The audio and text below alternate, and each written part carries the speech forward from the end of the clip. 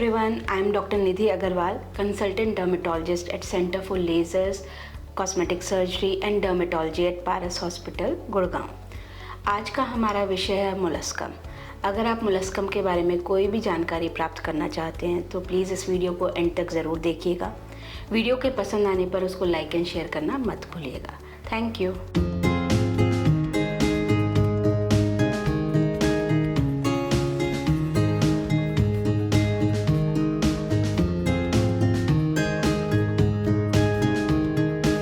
नमस्कार दोस्तों, मैं डॉक्टर मनदीप अपने चैनल में आपका फिर से स्वागत करता हूं और साथ में है मेरे डॉक्टर निधि। और आज जिस विषय पे हम चर्चा करेंगे उसको कहते हैं मोलस्कम, जो एक स्किन यानी चमड़ी की बीमारी है।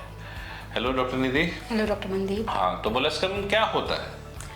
मोलस्कम डॉक्टर मनदीप एक तरह का वायरल इन्फेक्शन होता है जो कि पॉक्स वायरस की वजह से होता है। इस इन्फेक्शन में शरीर पे जगह जगह आपको छोटे छोटे दाने नज़र आने लग जाते हैं। इनमें सबसे इम्पॉर्टेंट थिंग होती है कि ना तो इन दानों में खुजली होती है और ना ही कोई पेशेंट पेन की कंप्लेन करता है। उसको सिर्फ इतना होता है कि हाँ, दाने थे जो बढ़ते जा रहे हैं, तो वो मोलस्कम इन्फेक्शन होता है। कोई ऐसी जगह जहाँ पर सबसे ज़्यादा ये देखा जाता है? मोलस्कम मोस्टली फेस पे, हैंड्स पे, जेनाइटल एरियाज़ पे, एनल एरियाज़ पे, थाइस पे मोस्टली देखा जाता है। बट इसका ऐसा कोई हार्ड एंड फास्ट रूल नहीं है, बॉडी के किसी भी हिस्से को अफेक्ट कर सकता है। तो पेशेंट को क्या दिखे कि वो डॉक्टर के पास जाए? जब भी पेशेंट को कोई ऐसा दाना दिखता है जो कि मोती की तरह सफ़ेद होता है या बहुत हार्ड होता है, या फिर उस दाने के अंदर कोई सेंट्रल डिप्रेशन, डेंट या इंडेंटेशन जैसा कुछ नज़र आता है, तो डेफिनेटली उसको डर्मेटोलॉजिस्ट के पास जाके चेक कराना चाहिए। दाने कई तरह के हो सकते हैं, ज़रूरी नहीं है वो मोलस्कम ही हो, लेकिन उस मोलस्कम को रूल आउट करना बहुत ज़रूरी है। क्यों? अगर बढ़ जाए तो क्या प्रॉब्लम हो सकती है? मोलस्कम कंटेजियस होता है, बढ़ेगा तो दूसरे को होने के चांसेस रहते हैं। मोलस्कम अगर एक ही जगह पे पड़ा रहता है तो कई बार सराउंडिंग एरिया में एक्जिमा भी हो जाता है, सेकेंडरी इन्फेक्शन भी हो जाती है। कुछ दाने कई बार सेल्फ हील कर जाते हैं, लेकिन मोस्टली को ट्रीटमेंट की रिक्वायरमेंट पड़ती ही पड़ती है। तो मतलब अगर आप ऐसा कुछ भी देखें तो आपको इस चीज़ से पता होना चाहिए कि मोलस्कम अगर आपको बीमारी है तो ये आपसे दूसरे को फैल सकती है। डेफिनेटली। और आपके आसपास के स्किन को भी ख़राब कर सकती है। तो इसके लिए आपको अगर जाना है दोस्तों तो सिर्फ क्वालिफाइड डर्मेटोलॉजिस्ट या स्किन स्पेशलिस्ट के पास ही जाना है। तो जब पेशेंट आपके पास आता है तो आप उसमें क्या क्या चीज़ें देखते हैं या कोई टेस्ट करवाते हैं? मोलस्कम डॉक्टर मनदीप ऐसी चीज़ है जो डर्मेटोलॉजिस्ट की नेकेड आई से, कीन आई से अपने बता देते कि हाँ, this is a molluscum. But बहुत रेयर केसेस में कई बार बायोप्सी करने की भी ज़रूरत पड़ती है, जिसमें हम स्किन का एक छोटा सा पीस लैब में भेजते हैं और डायग्नोसिस को कंफर्म करते हैं। But as such molluscum is something OPD diagnosis हो जाता है और पेशेंट का ट्रीटमेंट साथ के साथ उसमें हो जाता है। तो अब इसकी ट्रीटमेंट में क्या ऑप्शंस हैं हमारे पास? ट्रीटमेंट में मोलस्कम के अंदर एक मोलस्कम बॉडी होती है जिसको निकालना बहुत ज़रूरी होता है। नॉर्मली हम स्किन को एनेस्थेटाइज करते हैं, जो हम टॉपिकल क्रीम से करते हैं। उसके बाद डिफरेंट प्रोसीजर्स होते हैं जिससे हम मोलस्कम को निकाल सकते हैं।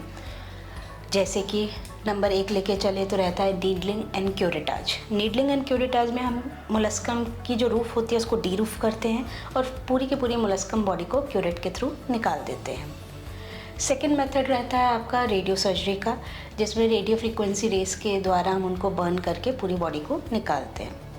थर्ड प्रोसीजर इसमें CO2 लेज़र रहता है। हम लेज़र का इस्तेमाल करके भी मोलस्कम को बर्न करके निकाल सकते हैं।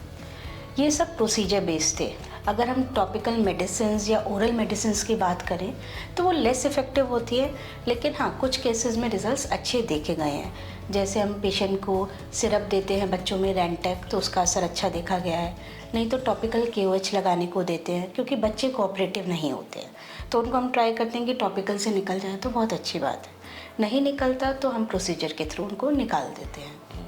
तो इसका मतलब है, समझने की बात यह है कि मोलस्कम को आप इग्नोर नहीं कर सकते। नेवर। जब भी मोलस्कम होता है तो उसकी जल्दी से जल्दी डायग्नोसिस होनी चाहिए और ट्रीटमेंट जो है बेटर होता है कि वो किसी प्रोसीजर से ही हो जाए तो ज़्यादा अच्छा है पेशेंट के लिए। और जहाँ प्रोसीजर नहीं होता वहाँ पर मेडिकल ट्रीटमेंट ट्राई करी जा सकती है। इसके अलावा कुछ ऐसी चीज़ें डॉक्टर निधि जिससे मोलस्कम को अवॉइड किया जा सकता है, कोई प्रिकॉशन जिससे मोलस्कम ना हो?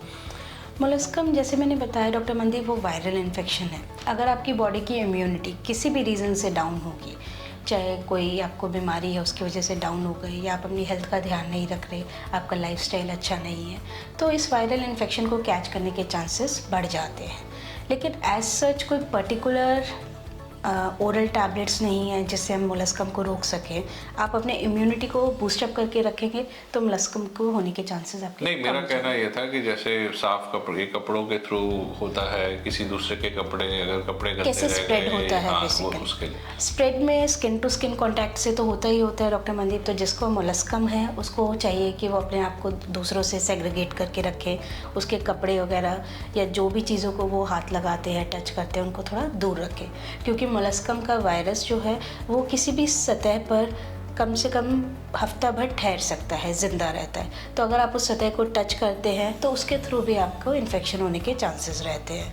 तीसरा इसमें कारण रहता है सेक्सुअल कांटेक्ट का। तो सेक्सुअल कांटेक्ट से भी पेशेंट को एक दूसरे से मोलस्कम हो सकते हैं। तो उनको, जिस पेशेंट को मोलस्कम है तो उनको skin to skin contact avoid करना चाहिए। तो काफ़ी जिम्मेवारी की बात है। अगर आपको मोलस्कम जैसा कोई भी अपने ऊपर कोई लीजन दिखता है तो आपको इग्नोर नहीं करना चाहिए, और जितनी भी पब्लिक स्पेसेस हैं उसके अंदर आपको बड़ा कॉन्शियस होना चाहिए कि आपकी वजह से दूसरों का ना स्प्रेड कर जाए।